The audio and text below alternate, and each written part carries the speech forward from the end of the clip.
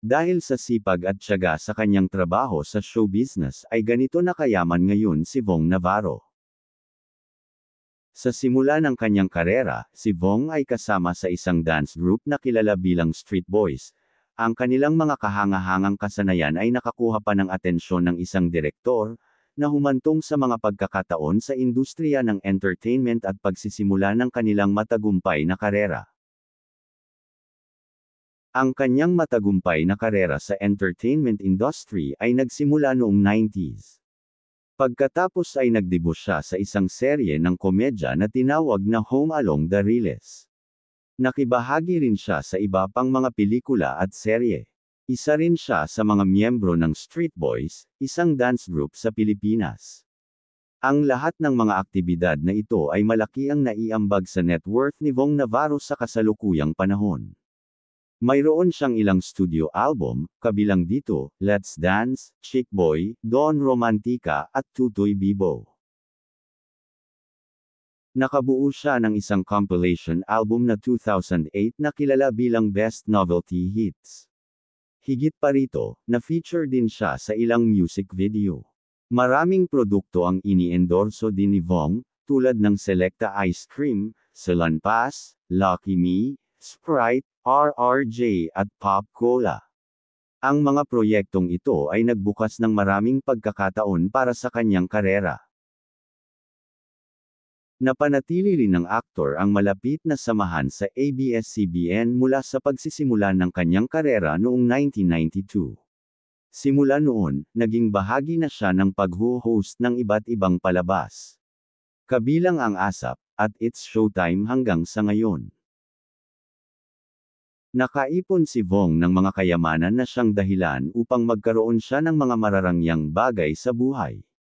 Dahil sa mga tagumpay na yan, ay naging isa din businessman si Vong, hindi man alam ng nakakarami pero may speakeasy business siya sa Quezon City na Take Me Back.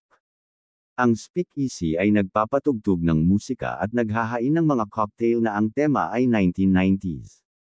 Ipinakita ni Vong ang ilan bahagi ng kanyang bahay at dinala ang kanyang mga tagahanga sa isang virtual tour sa sulok ng kanyang bahay kung saan itinatago niya ang ilan sa kanyang pinakamahalagang bagay, partikular ang kanyang 2-floor walk-in closet kung saan niya iniimbak ang kanyang koleksyon ng mga sapatos. Pero hindi naman niya ipinakita ang kabuuan ng kanyang bahay. Noong 2010, ay nagkaroon si Vong ng isang luxury car na Dodge Challenger. Isa itong sasakyan na pagmamay-ari ng tatlong kilalang individual sa Pilipinas, isa na rito si Vong sa mga panahon na iyon. Ang tinatayang halaga ng Dodge Challenger ay humigit kumulang 3 milyong piso ng Pilipinas.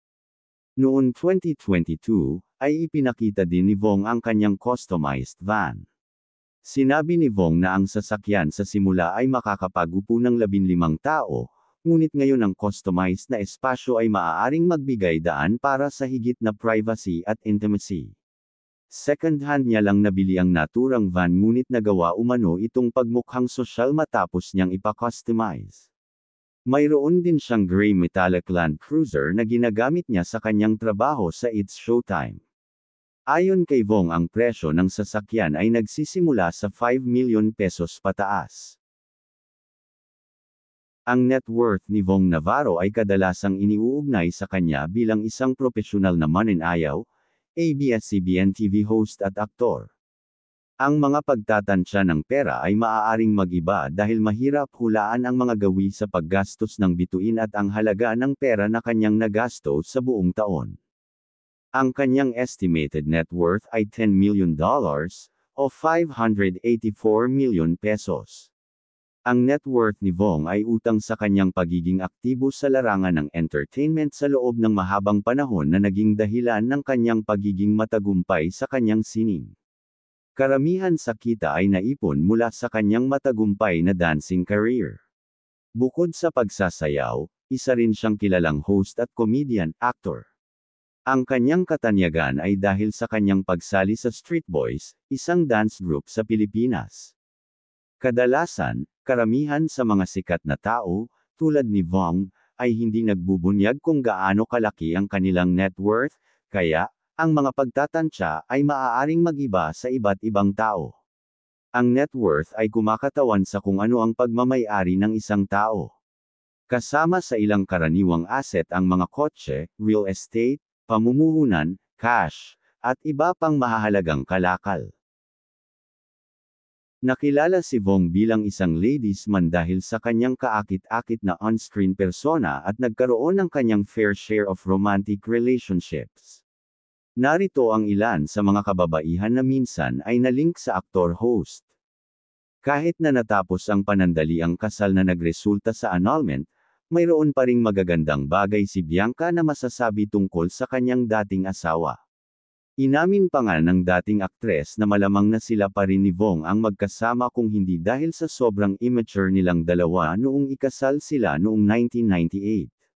Mayroon silang 2 anak. Isang taon matapos ang annulment ng kanyang kasal, nagsimulang makipag-date si Vong kay Desiree Del Valle na nagresulta sa 3 taong relasyon. Inihayag ng dalawa ang kanilang desisyon na maghiwalay noong 2009 na binanggit ang kanilang lalong abalang ischedule ng trabaho at iba't ibang mga prioridad. Bagamat palaging napaka-low profile ni Vong pagdating sa mga detalye tungkol sa kanyang mga karelasyon, inamin niyang pareho silang naghiwalay sa huli.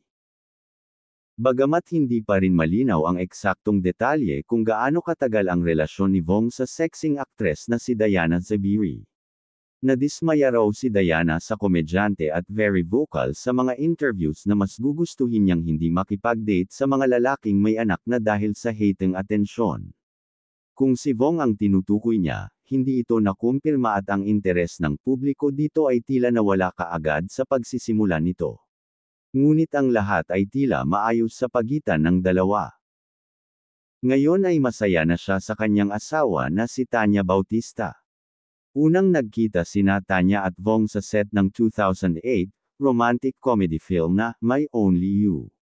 Isa si Tanya sa mga writer ng hit film sa ilalim ng Star Cinema.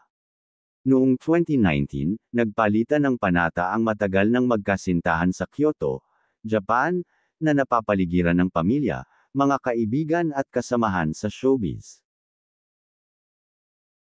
Bilang karagdagan sa kanyang matagumpay na karera sa komedya, napatunayan ni Vong Navarro ang kanyang sarili na isang mahusay na aktor.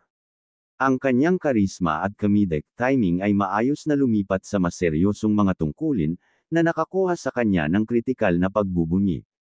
Ang kanyang kakayahang magpatawa at panatilihing nakatuon ng mga manunood ay isang patunay ng kanyang likas na talento at karisma. Sa kanyang nakakahawang enerhiya at alindog, hindi nakakagulat na siya ay naging isa sa pinakamamahal na personalidad sa industriya ng entertainment.